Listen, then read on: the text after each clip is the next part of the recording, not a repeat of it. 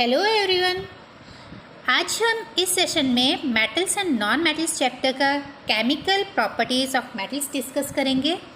इससे पहले हम मेटल्स की फ़िज़िकल प्रॉपर्टीज़ डिटेल में स्टडी कर चुके हैं। अब हम इसे थोड़ा रिवाइज़ कर लेते हैं एक डायग्राम की हेल्प से। यहाँ पे डायग्राम में शो किया हुआ है कि मेटल्स जो हैं इनकी जो फिज़िकल प्रॉपर्टीज़ हैं वो इस तरीके से हैं। मेटल्स हैव हाई डेंसिटी, इनका घनत्व उच्च होता है क्योंकि इनके जो एटम्स हैं वो क्लोजली पैक्ड होते हैं। Metals are good conductor of electricity because of the presence of mobile ions, इनमें आयंस होते हैं।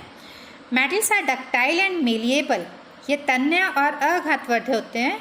They can be bent and stretched without breaking, बिना टूटे इन्हें पतली चादरों के रूप में ढाला जा सकता है या इनकी पतली तारें बनाई जा सकती हैं।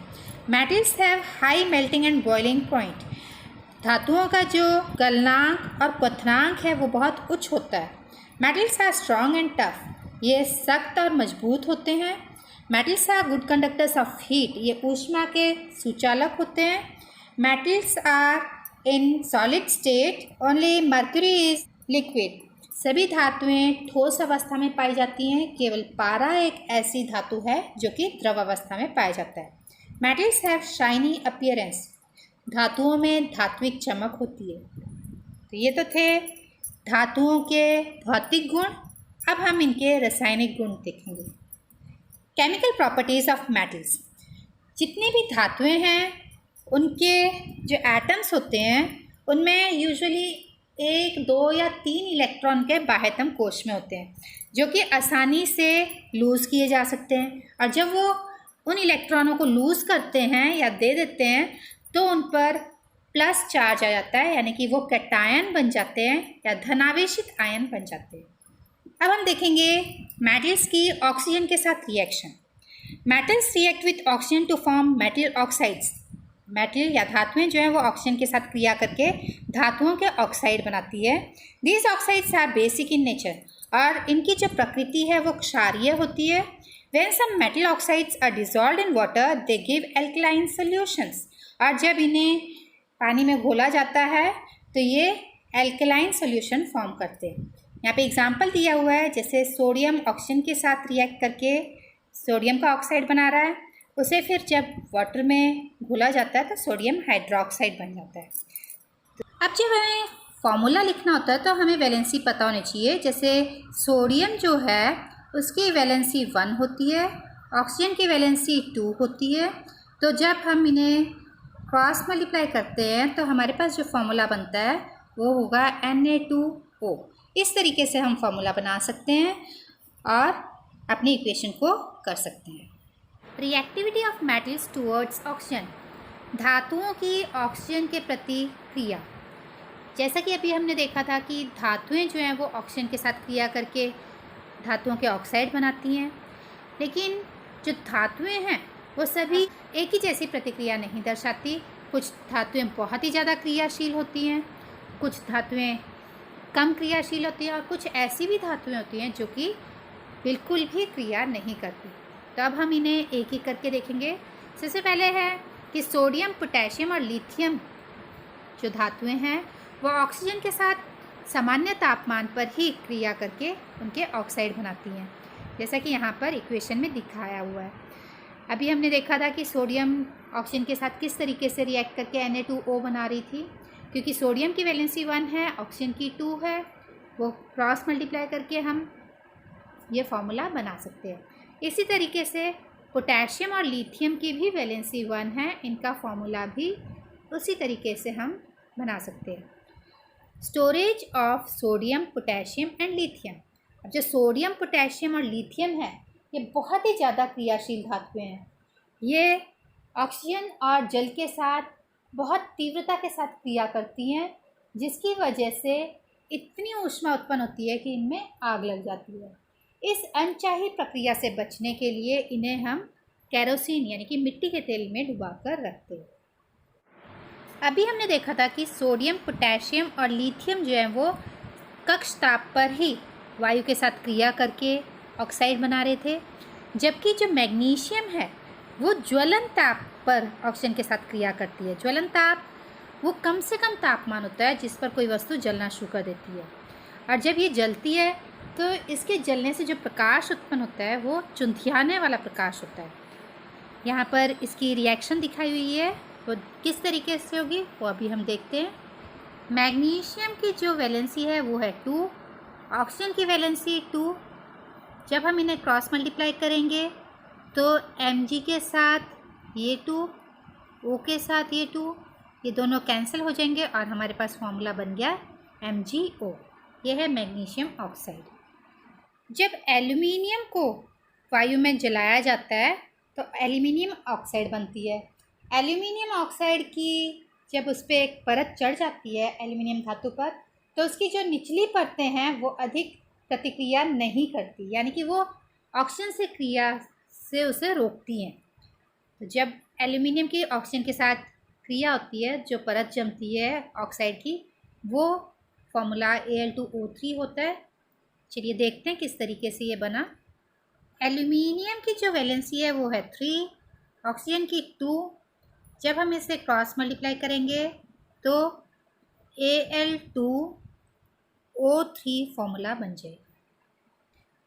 Metals like iron, zinc and copper react with oxygen only on strong heating. अब हम इन्हें एक एक करके इनकी इक्वेशन देखेंगे। सबसे पहले हम देख रहे हैं कि जब आयरन ऑक्सीजन के साथ रिएक्ट करता है तो Fe2O3 बनता है। Fe2O3 किस तरीके से बना? Fe की जो वैलेंसी है वो 2 और 3 होती है। अगर Fe की वैलेंसी 2 है तो वो फेरस है, अगर Fe की वैलेंसी 3 है तो वो फेरिक है। तो यहाँ पे Fe3 वैलेंसी वाला ऑक्सीजन के साथ रिएक्ट करता है, ऑक्सीजन की 2 है, तो ये जो फॉर्मूला बना हमारा Fe2O3, इस तरीके से ये बनेगा। Iron does not burn on heating but iron filings burn vigorously when sprinkled in the flame of the burner. अब जो आयरन की रॉड होती है, जब हम उसे गर्म करते हैं तो वो गर्म जलती नहीं है, बल्कि वो गर्म हो जाती है, लेकिन जो उसका बुरादा है वो बड़ी तीव्रता के साथ चमकदार फुहारे के साथ जलने लगता है। जब जिंक को वायु की उपस्थिति में गर्म किया जाता है तो जिंक के वाष्प बनने शुरू हो जाते हैं, जिसकी परत जिंक के ऊपर चढ़ जाती है। इसी तरीके से कॉपर जो है वो वायु में जलता नहीं है, लेकिन कॉपर के ऊपर कॉपर 2 ऑक्साइड की परत चढ़ जाती है।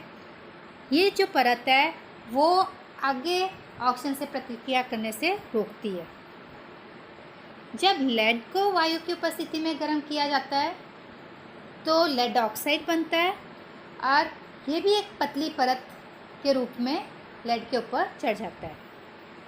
तो अभी हमने देखा कि सामान्य तापमान पर जो मैग्नीशियम, एल्यूमिनियम, जिंक और लेड धातु है ये ऑक्सीजन के साथ क्रिया करके एक पतली परत बना लेते हैं, और ये जो पतली परत है वो रक्षा करती है इनको आगे ऑक्सीजन के साथ क्रिया करने से। Silver and gold do not react with oxygen even at high temperatures. सोना और चांदी और प्लैटिनम, चाहे हम इन्हें कितना भी ज़्यादा गर्म क्यों ना कर लें, ये ऑक्सीजन के साथ क्रिया नहीं करते। यहाँ पे रिएक्शंस दिखाई हुई हैं। ये सिल्वर के साथ नो रिएक्शन, मतलब कोई क्रिया नहीं हो रही। गोल्ड भी ऑक्सीजन के साथ कोई क्रिया नहीं दर्शा रहा। अब जो मेटल ऑक्साइड्स हैं उनकी केमिकल प्रॉपर्टीज़ हम देखेंगे। अभी हमने देखा था कि धातुएं जो है ऑक्सीजन के साथ क्रिया करके धातुओं के ऑक्साइड बनाती हैं, या मेटल ऑक्साइड्स जिसे हम कहते हैं। अब हम इन मेटल ऑक्साइड्स की प्रॉपर्टीज़ देखेंगे। Reaction of metal oxides with acid. अब मेटल ऑक्साइड की एसिड अम्लों के साथ क्रिया करने पर क्या होता है?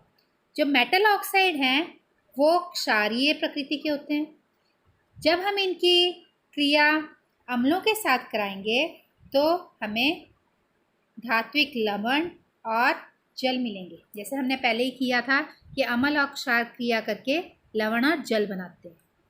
यहाँ पे दिखाया कि मेटल ऑक्साइड एसिड्स के साथ, क्योंकि मेटल ऑक्साइड तो बेस की तरह काम कर रहे हैं, यानी कि क्षार हैं ये, जब अम्लों के साथ क्रिया करेंगे तो लवण और जल बनेगा।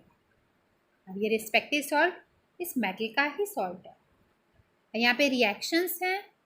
सोडियम ऑक्साइड, जो सोडियम का ऑक्साइड है जब हाइड्रोक्लोरिक अम्ल के साथ क्रिया करेगा तो सोडियम क्लोराइड और जल बन रहे हैं। ऐसी पोटेशियम ऑक्साइड हाइड्रोक्लोरिक एसिड के साथ रिएक्शन करके पोटेशियम क्लोराइड और वाटर बना रहे हैं। कॉपर ऑक्साइड हाइड्रोक्लोरिक एसिड के साथ क्रिया करके कॉपर क्लोराइड और वाटर बना रहे हैं। एम्फॉर्ट्रिक मेटल ऑक्साइड्स, उभयधर्मी धात्विक ऑक्साइड। कुछ यौगिक ऐसे होते हैं जो अम्ल के साथ क्षार की तरह और क्षार के साथ अम्ल की तरह प्रतिक्रिया करते हैं, उन्हें हम उभयधर्मी यौगिक कहते हैं। जहाँ अधिकांश धातुओं के ऑक्साइड क्षारीय गुण दर्शाते हैं, तो कुछ ऐसे भी धात्विक ऑक्साइड हैं जो उभयधर्मी प्रकृति के होते हैं। इसका मतलब है कि वे जो धात्विक ऑक्साइड हैं वो जब अम्लों के साथ क्रिया करते हैं तो वो क्षार की तरह, और जब क्षार के साथ क्रिया करते हैं तो अम्ल की भांति कार्य करते हैं। उदाहरण हैं एल्यूमिनियम ऑक्साइड और जिंक ऑक्साइड। ये एम्फॉर्ट्रिक मेटल ऑक्साइड्स हैं। यहाँ पे इक्वेशन के साथ दिखाया हुआ है कि ये एल्यूमिनियम ऑक्साइड जब हाइड्रोक्लोरिक एसिड के साथ रिएक्ट कर रहा है, यानी कि अम्ल के साथ जब क्रिया कर रहा है, तो ये क्षारीय प्रकृति दर्शा रहा है। जब ये सोडियम हाइड्रोक्साइड के साथ क्रिया कर रहा है तो इसकी प्रकृति अम्लीय है। तो यहाँ पर ये क्षारीय प्रकृति दर्शा रहा है, यहाँ पे अम्लीय, तो इसलिए ये किस तरीके का है, उभयधर्मी है। इसी तरीके से जिंक ऑक्साइड भी जब अम्लों के साथ क्रिया करता है तो वो क्षारीय प्रकृति को दर्शा रहा है। यहाँ पे दिखाया हुआ है जिंक ऑक्साइड हाइड्रोक्लोरिक एसिड के साथ रिएक्ट करके जिंक क्लोराइड और वाटर फॉर्म कर रहा है। इसी तरीके से जब जिंक ऑक्साइड किसी क्षार के साथ जब क्रिया करता है तो ये अम्ल की भांति कार्य करता है, और यहाँ पर जिंक ऑक्साइड सोडियम हाइड्रोक्साइड के साथ जब क्रिया कर रहा है, सोडियम जिंकेट और वाटर फॉर्म हो रहे हैं। बाकी की रासायनिक अभिक्रियाएं हम नेक्स्ट वीडियो में देखेंगे। Thanks for watching.